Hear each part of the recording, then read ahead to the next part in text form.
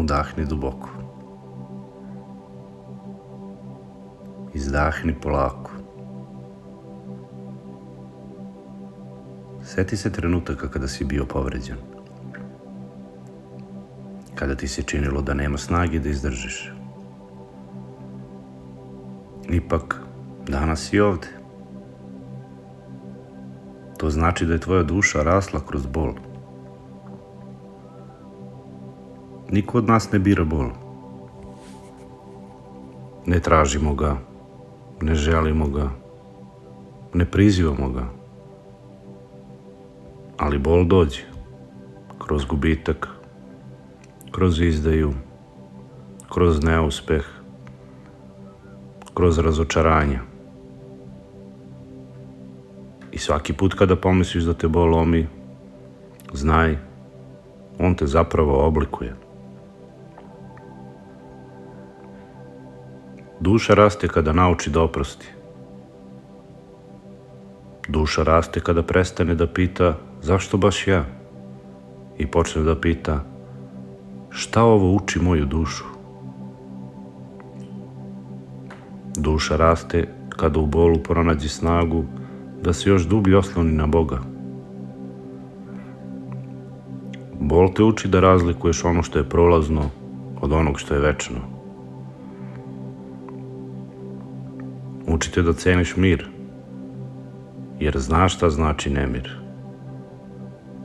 Uči te da prepoznaš iskrenu ljubav, jer si osjetio kako izgleda lažna.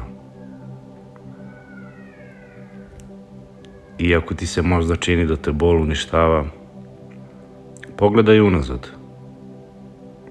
Koliko puta si mislio da nećeš preživeti, a sada nosiš mudrost baš iz tih trenutaka? Koliko puta si plakao misleći da je kraj, a zapravo si dobio novi početak? Bol ne dolazi da te slomi, već da te izgradi. Bog nikada ne dozvoljava bol bez razloga. On ne uživa u tvojim suzama. On kroz bol oblikuje tvoju dušu da bude jača, čistija, spremna za ono što dolazi. I svaki put kada se suočiš sa njim, u tebi se rađa nova snaga koju nisi znao da posjeduješ.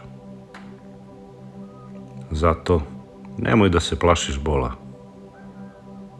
Nemoj da misliš da znači da si slab. Bol znači da tvoja duša raste, da se širi, da postaje dublja, da se priprema za veće ljubavi i veće blagoslove. Jer tek kada si prošao kroz tamu, znaš da ceni svetlost. Tek kada si osjetio bol, znaš šta znači uteha.